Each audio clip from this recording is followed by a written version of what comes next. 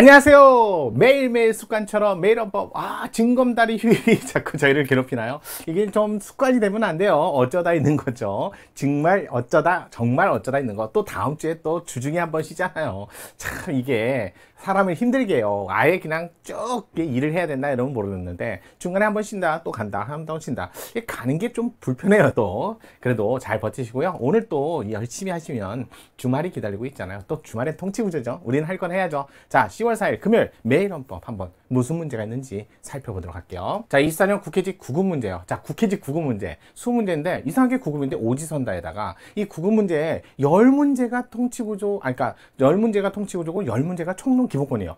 즉 국회직은 아무래도 통치구조 문제를 많이 낸다. 요런 어떤 특색이 좀 있어요. 다른 영역의 헌법 영역은 조금 통치구조를 조금 줄이는데 여기는 통치구조가 10문제나 나왔어요. 또 10문제는 또 일반적으로 기본권 편까지였고요. 자, 그러면 앞에 이제 기본권 편까지 있는 것 중에 정당제도 8조 이거 한번 살펴보도록 할게요. 자, 많은 분들이 이제 여러 가지 의견을 내주세요. 자, 처음에 이제 처음 화면에 그냥 자, 헌법 매일 헌법 이것만 넣지 마시고 거다가 통치구조는 뭐 주말이고 주중일 하는데 오늘 월요일은 아무래도 정당제도니까 정당제도 그다음에 종은 8조다 이런 것도 써달라라고 말씀을 해주셨어요. 앞으로도 계속 그런 식으로 반영을 해보도록 노력을 해보겠습니다. 그러면 오늘 정당제도 8조 정리 한번 해볼게요. 자, 정당제도에 관한 자, 요 문제죠. 정당제도 문제. 자, 일단 정당제도 조문은 8조입니다. 자, 우리나라 정당제도에 관해서 제헌헌법 당시에는 헌법에서는 헌법의 규정이었고 정당법이라는 법률 규정밖에 없었어요.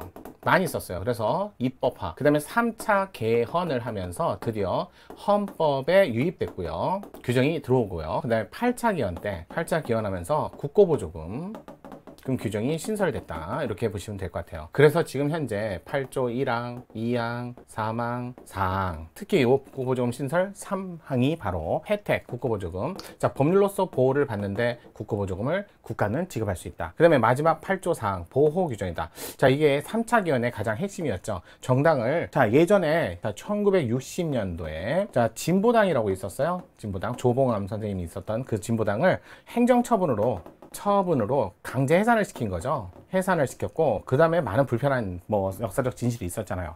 그러는 과정에서 이런 일을 반복적으로 하지 않기 위해서 오로지 헌법재판소만이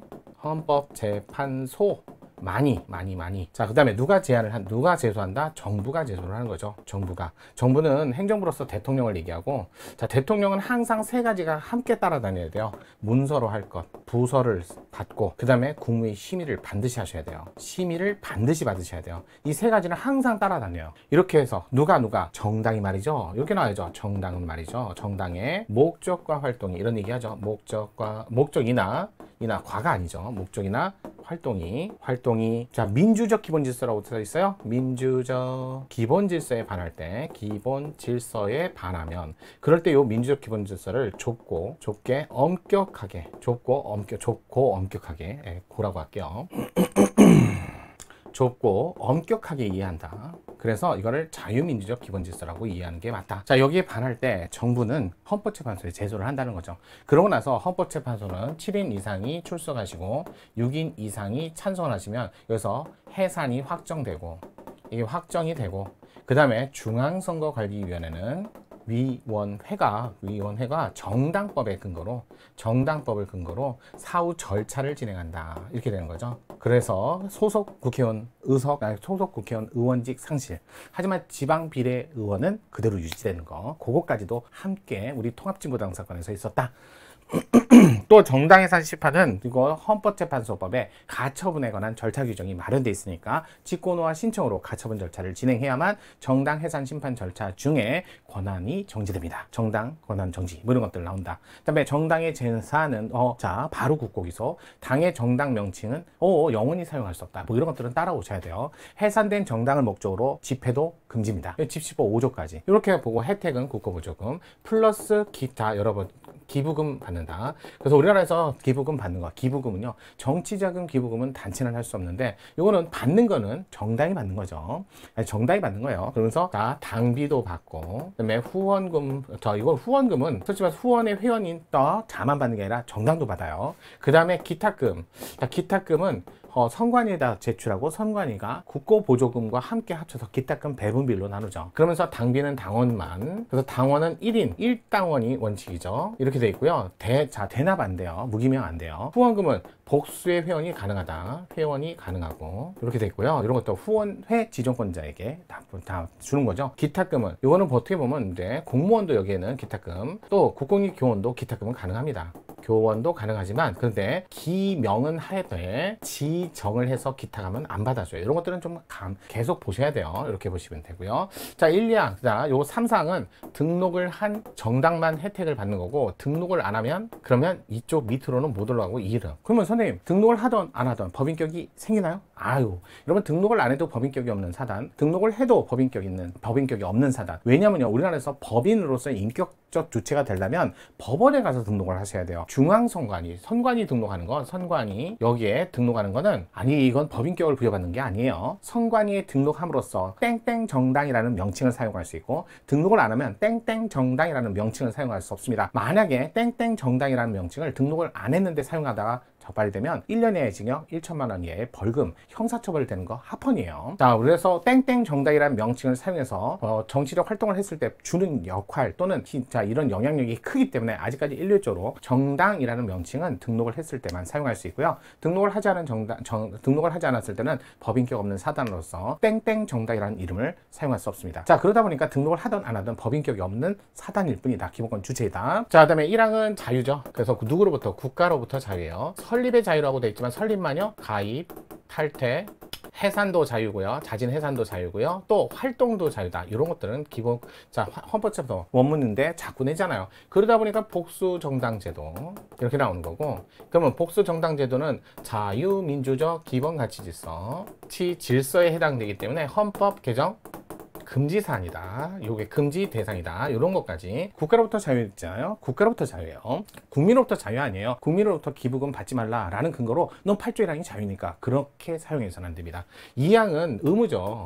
왜요? 민주적이어야 된다 이런 말을 하죠. 그러면 민주적 기구를 위해서 만들어 민주적 기구, 자, 이런 것들을 마련해야 될 의무가 있다. 그래서 5 이상의 시도당, 그 다음에 1,000인 이상의 당원, 그 다음에 정권 창출을 위해서 노력, 의무, 이런 것들이 있어요. 그래서 정권 창출을 위해서 노력을 안 하면 4년 이내에 국회의원 선거, 지방선거 어디에도 출마 안 하면 등록 취소, 5 이상 시도당, 1,000인 이상 당원을 구비 못하면 등록 취소. 하지만 정당의 국회의원은 본질적 요소가 아닌데 정당의 국회의원이 없다는 이유로 의무를 갖추지 못했다? 그건 틀린 질문이죠. 정당의 국회의원이 없다는 이유로 등록을 취소하는 건 이거는 위헌이다. 그래서 의무는 갖춰야 될 거, 준비해야 될 거, 거기에 이런 것들을 같이 살펴보면 된다는 거예요. 정당은요, 의사전달체, 법인격 없는 사단, 기본권 주체. 하지만 정당 안에 교섭단체가 있다. 교섭단체는 국회의원들로만 이루어진 20인 이상의 단체이기 때문에 국가기관이지만 법률상 국가기관이므로 또 헌법재판소의 권한제의는 못해요. 자, 이런 걸 전제로 정당 제도에 대한 설명으로 옳은 것은 이렇게 보죠. 자, 옳은 것 찾아봅시다. 이게 자 볼게요. 그래서 옳은 것을 찾아봐라. 옳은 것을 찾아봅시다. 자, 1번 누구든지 국내 법인 단체 관련된 자금으로, 자, 우리나라에서 법인 단체는 기부금을 기부할 수 없습니다. 정치자금 기부 안 돼요. 이거 어쩔 수 없어요.